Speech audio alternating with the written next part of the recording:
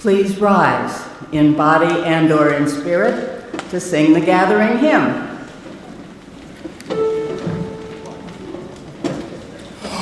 Oh, I woke up this morning with my mind stayed on freedom. Woke up this morning with my mind stayed on freedom. Woke up this morning with my mind stayed on freedom. Hallelujah, hallelujah, hallelujah. I was walking and talking with my mind, stayed on freedom. Walking and talking with my mind, stayed on freedom. Walking and talking with my mind, stayed on freedom. Hallelujah, hallelujah, hallelujah. I was singing and praying with my mind, stayed on freedom. Singing and praying with my mind, stayed on freedom. Singing and praying with my mind, stayed on freedom. Hallelujah, hallelujah, hallelujah. Oh, I woke up this morning with my mind stayed on freedom. Woke up this morning with my mind stayed on freedom. Woke up this morning with my mind stayed on freedom. Hallelujah, hallelujah, hallelujah.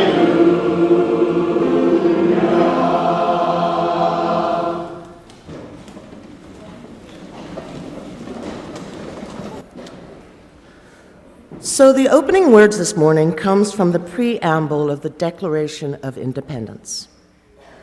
We hold these truths to be self-evident, that all men are created equal, that they are endowed by their Creator with the certain unalienable rights, that among these are life, liberty, and the pursuit of happiness.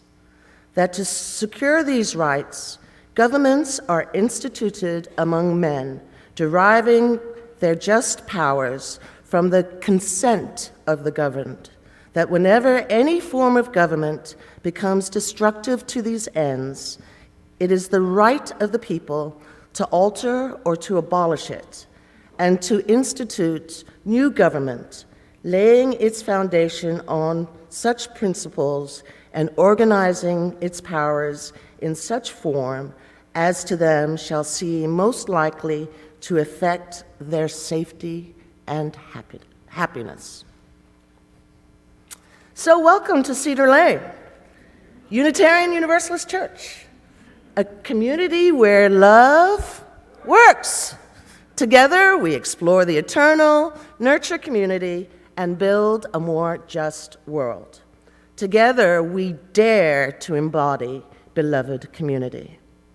Whether this is your first time at Cedar Lane, or you are an occasional guest, or a new or longtime member, your presence here this morning enriches this gathering.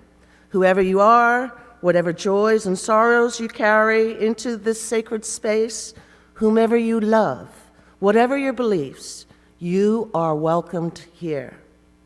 Our lay pastor visitors work closely with the ministers to support the pastoral ministry of our congregation. A pastoral visitor will be present by the Joys and Sorrows candle table after the service, if you may need them. And if you are new to Cedar Lane and feel comfortable doing so, would you please raise your hand? Do we have any visitors today? Terrific. We have a gift for you. Please join us after the service for coffee and conversation in the lounge after the service. So we have many announcements in the insert in your order of celebration.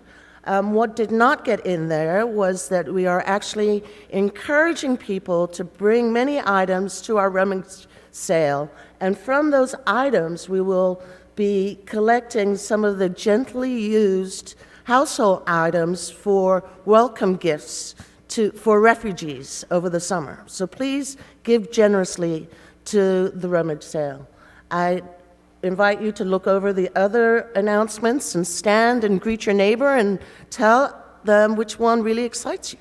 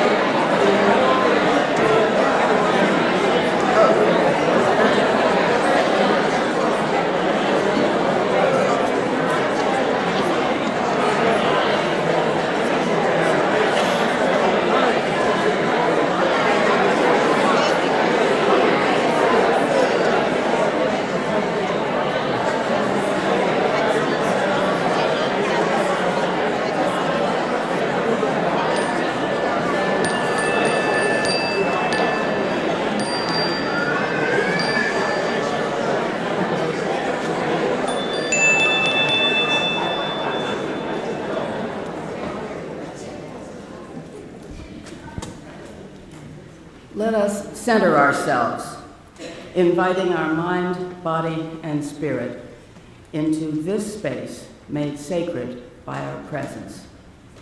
Let this be a time of reflection. Let this be a time of celebration. Let this be a time of worship. Come, let us worship. As Marian Torchia comes forward to light our chalice, symbol of our shared faith, please rise in body and/or in spirit to speak together the words printed in your order of celebration.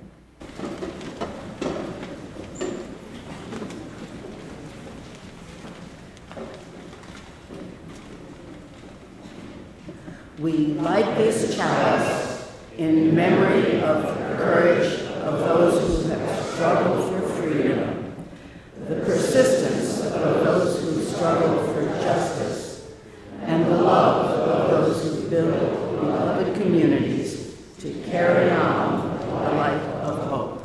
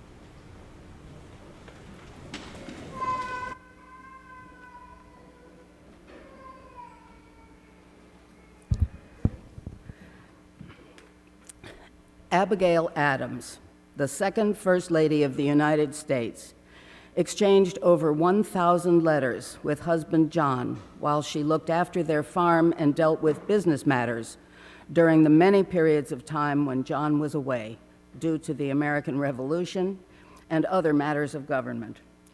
She was an advisor to her husband, and it's been said that she was 100 years ahead of her time. Her letters provide a window to 18th century life.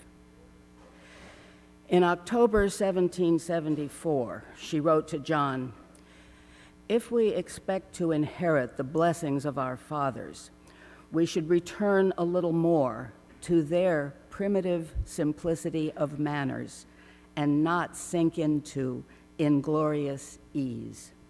We have too many high-sounding words and too few actions that correspond with them."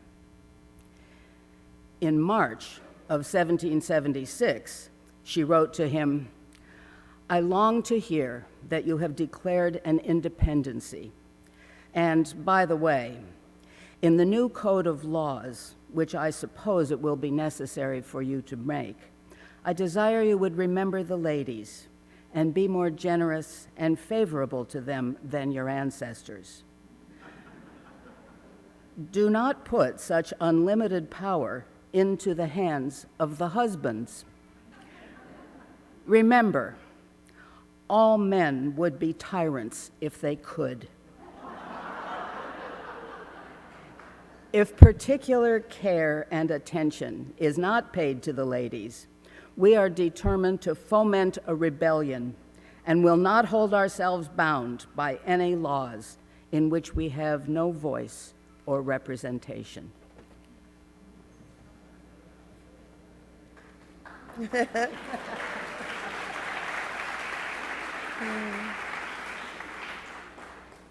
So the U.S. Constitution begins, "We, the people of the United States, in order to form a more perfect union, establish justice, ensure domestic tranquility, provide for the common defense, promote the general welfare, and secure the blessings of liberty to ourselves and our posterity, to ordain and establish this Constitution for the United States of America."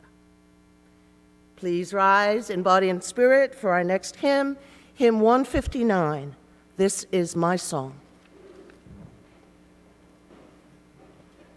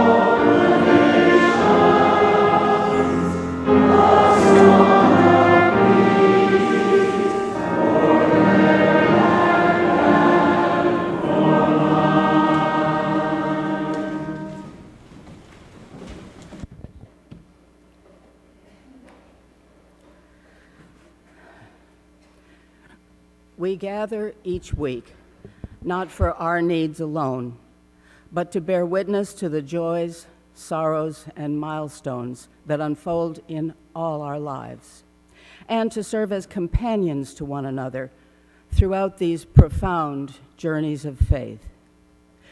We gather to build a place of solace and healing, a place of welcome and hope, a place of belonging and joy. In this time of mindfulness and caring, it is with great sorrow that we report that longtime Cedar Lane member, Dusty Kreisberg, passed away after a brief illness on Tuesday, June 28. A service in celebration of her life will be held today at 2 p.m. in the chapel. All are welcome to attend. Congratulations to Cedar Lane member and Montgomery County President Nancy Florine, who received the Legislator of the Year award from the Montgomery County Chamber of Commerce at its 57th annual dinner on June 9. Our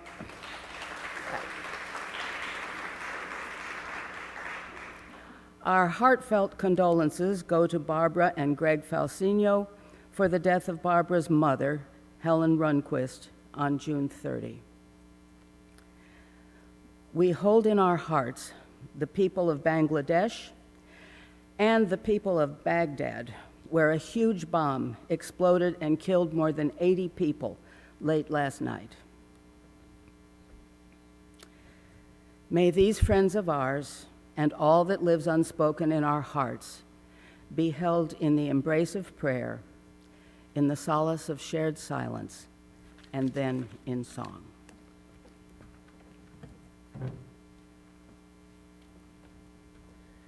Will you join me now in the spirit of prayer and hear a prayer for America by my friend and colleague, Tamara Lebac.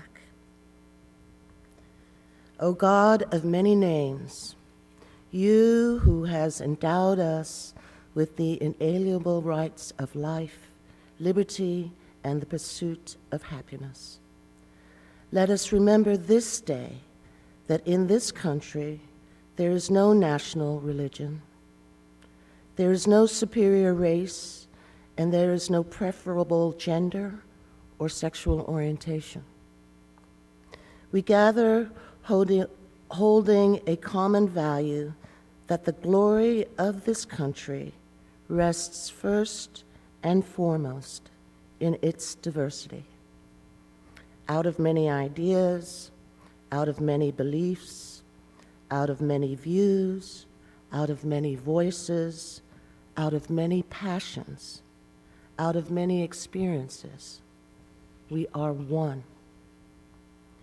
Help us, O God, to never forget that we need not be alike to live and love alike. We ask for forgiveness this day for our national and individual transgressions. When we have chosen inaction or silence in the face of injustice and abuse of power, and our failure to claim our own. We ask for forgiveness for when we have not known our neighbor, fed the hungry, or equipped the future generation with knowledge and love. We ask for a blessing on this nation according to our own faith and forms, and pledge our voice in support of moving closer and closer to freedom. These and the prayers of our hearts we pray now in silence, in the names of those who have come before and those who are yet to be, in the names of all the helpers of humankind. Amen. During the silence, those grieving a loss or commemorating an anniversary are invited to stand in mourning and memory until the hymn.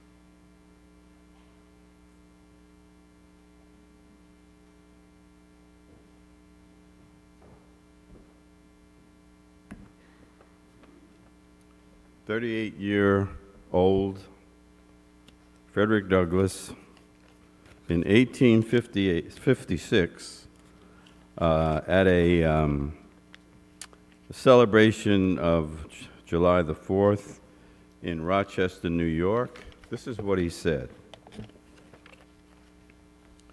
What to the American slave is your 4th of July? I answer, a day that reveals to him more than all other days in the year the gross injustice and cruelty to which lie is the constant victim. To him, your celebration is a sham. Your boasted liberty an unholy license. Your national greatness swelling vanity. Your sounds of rejoicing are empty and heartless. Your denunciations of tyrants, brass-fronted impudence. Your shouts of liberty and equality, hollow mockery. Your prayers and hymns, your sermons and thanksgivings with all your religious parade and solemnity are to him mere bombast, fraud, deception, impiety, and hypocrisy, a thin veil to cover up crimes which would disgrace a nation of savages. There is not a nation on the earth guilty of practices more shocking and bloody than are the people of these United States. At this very hour,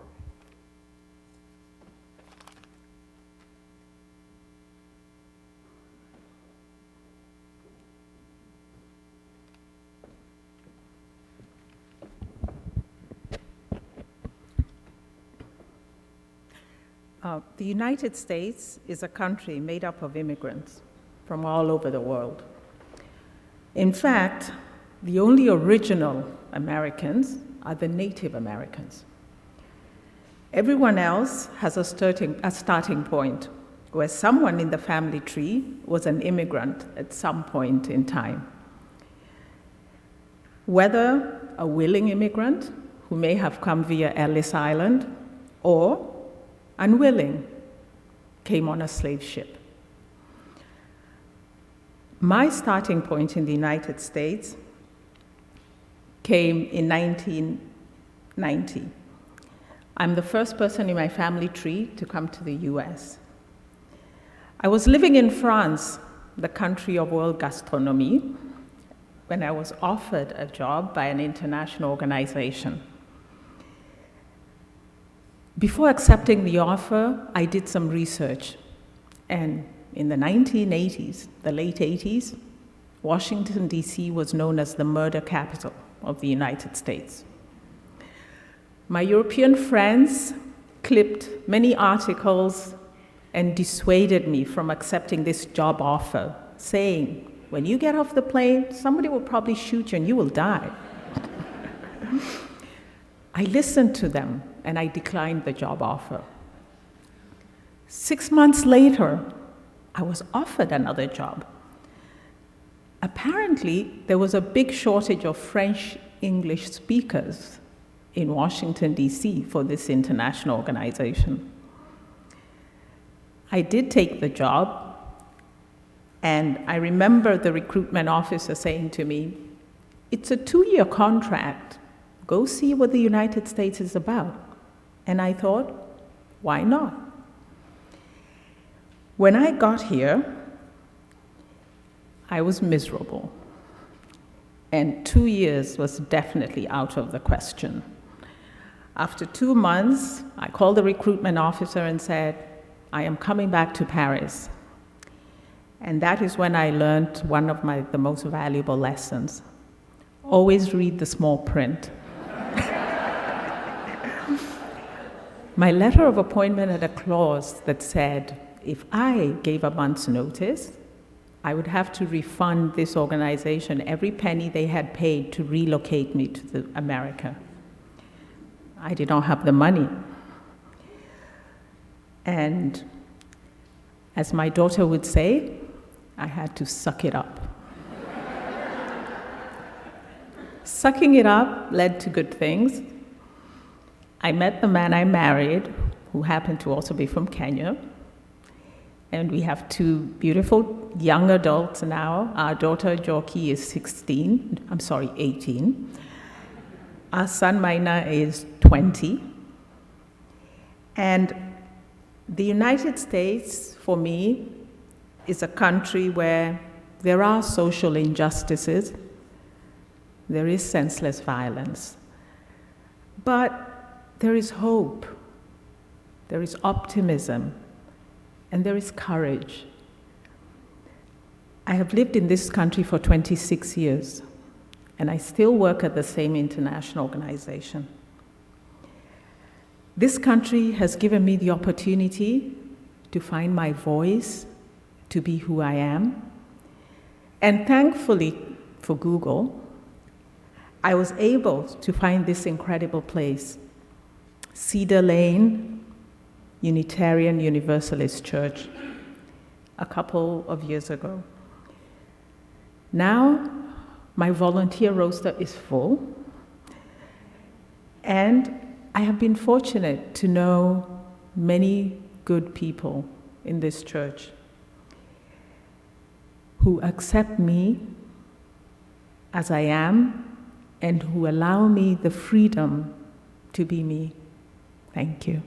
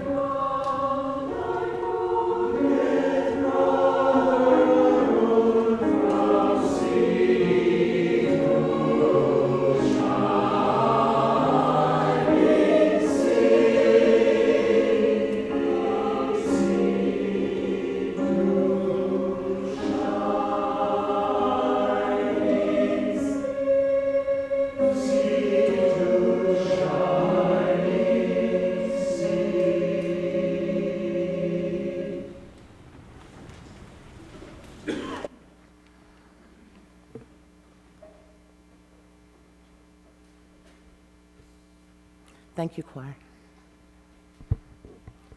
So from the start, the United States has been an experiment. Colonies who declared themselves free from the yoke of the king. the leaders who, by audaciously declaring that all men are created equal, endowed by their Creator with certain unalienable rights, that among them are life, liberty, and the pursuit of happiness, set into motion not only their independence, but those words inspired many people to pursue their freedom and equity. In 1976, just as whites were divided by the conflict between the colonies and England, so blacks faced difficult choices too. African Americans fought on both sides, providing manpower to both the British and the revolutionaries. Their actions during the war were often decided by what they believed would best help them throw off the shackles of slavery and gain freedom and independence. In Virginia, the royal governor, Lord Dunmore, promised freedom to all the slaves and indentured servants of the revolutionaries who would take up arms and fight for his majesty's crown and dignity. The effect was electric. Immediately, slaves rushed to Norfolk to join Lord Dunmore's Ethiopian regiment, and across the chest of each black soldier appeared the words, "Liberty to slaves." And after Dunmore's proclamation, the revolutionaries had to consider offering freedom from slavery in exchange for service. Of the southern states, Maryland was the only state permitted to enlist slaves, but free black men joined the ranks in all the colonies, and Rhode Island had an all-black regiment. Yet despite the visionary ideas of the Founding Fathers, the laws of the U.S. always left some people out. Like you heard from the example of the excerpt of Frederick Douglass's 1852 speech, we, the people, did not mean slaves as a whole. Our nation's long journey to the 21st century has been marked by a continuous struggle to redefine and broaden we. We didn't mean women either. Abigail's urging John Adams to think bigger, to rise above the times and remember the ladies was not enough to overcome the deeply embedded Anglo-European cultural norms in which wealthy, educated, white men pretty much constituted the accepted understanding of we as it pertained to rights. Women wouldn't get the vote until 1920. John and Abigail Adams were active members of the First Parish Church in Quincy, which had already adopted the Unitarian philosophy. Although she did not join the church, John did and signed the book. She attended the church and supported it. And in writing to her son, John Quincy Adams, on May 5th, 1818, she said, "I acknowledge myself to be a Unitarian." When we think of democracy, we think of the definition that Lincoln used that said democracy and government was for all people, by all people, for all people. That was actually an adaptation of a Unitarian minister, Theodore Parker's words that said, government is of the people, by the people, and for the people.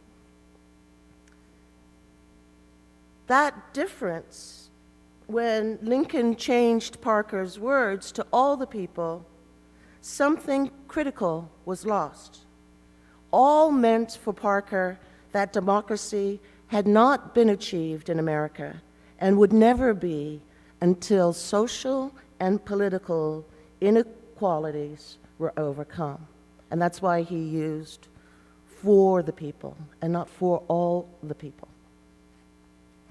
Now, fast forward to the 21st century, we the people has been broadened now to include women, people of color, differently abled, and persons with varying disabilities. But each time a group has been added, it has been because of strong voices and political and social effort to gain their inclusion. And Unitarian Universalists have been in that forefront.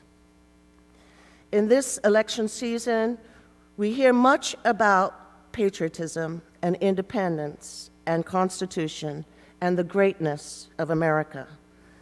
Some of us have become a bit jaded by hearing conservatives seize the flag of liberty. The narrative that usually accompanies this flag waving doesn't recognize the larger struggle of defining we. It ignores the liberal leaders and the efforts needed to broaden and expand what it means by we the people. Because some of us do not yet have those unalienable rights. As religious people, we cannot allow true independence to be sabotaged. We must reclaim this full story of this great nation. We must remind ourselves on this Independence Day, just like the founding fathers in claiming to be working for the colonies, we need to be fighting to have the laws of this land stand for all of us. The definition of we the people continues to and must change. Just a couple of days ago, as transgender people were acknowledged as having the right to serve in their country, in the military, we saw that change. We must continue to see that change. And as all immigrants, documented or not, like Wangari said, all of us had somebody in our family tree that came from somewhere else. We must be able to gain that right of life, liberty, and the pursuit of happiness for all the people. We, the people. So on this 4th of July, we are called to continue the legacy of our Unitarian Universalists, foremothers, and forefathers. We are called to action as patriots, all the time understanding of how thousands before us have risked their lives and lost their lives to ensure the we, the people, mean all the people.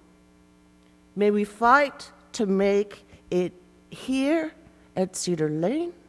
May we fight to make it here in Montgomery County. May we fight to make it here in Maryland and here in these United States, because our government, our democracy, should be for all of the people, by all of the people, for all of the people. May it be so. Amen.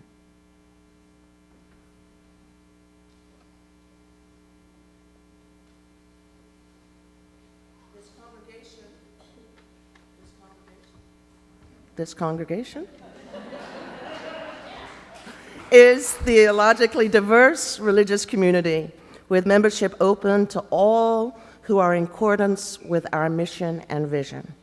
We are a welcoming congregation to people of all sexual orientations, and we unconditionally welcome any and all of you into our community of mutual caring and seriously intent to grow as spiritual and moral beings. Our congregation is entirely self-governed by the democratic process. One of the privileges of our free church tradition is to provide all of the financial support for our many ministries from amongst ourselves. Therefore, generosity is one of the spiritual values we recognize as central to our personal and our institutional well-being. You are now invited to participate in this blessing as the ushers come forward to receive your gracious offering. This morning offering will be greatly received. Thank you.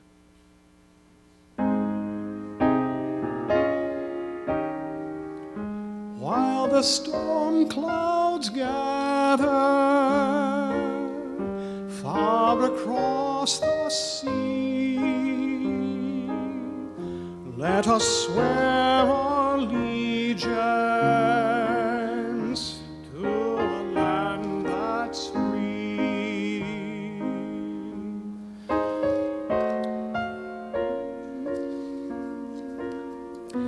For a land so fair,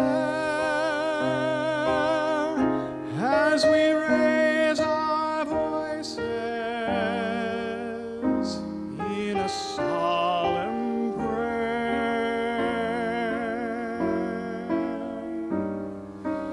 God bless America, land that I love.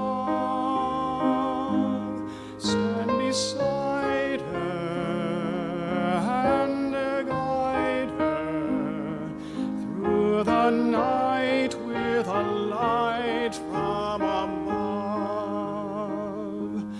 from the mountains to the prairies, to the oceans white with foam. God bless America, my home, sweet home. God bless America, my home, sweet home.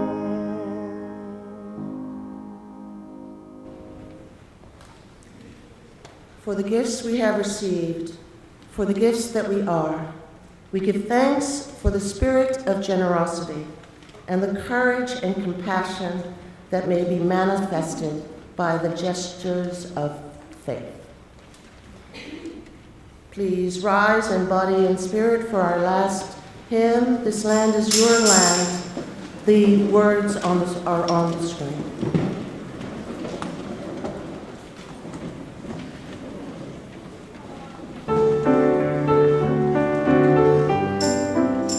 As I'm walking that criminal highway,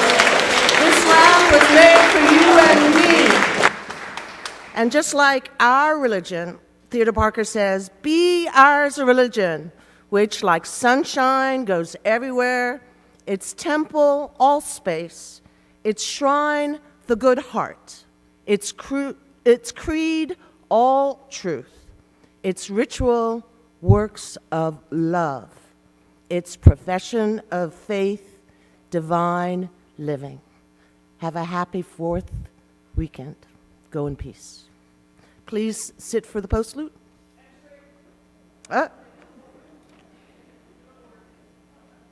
Yes? Henry, you don't want them seated? No, okay.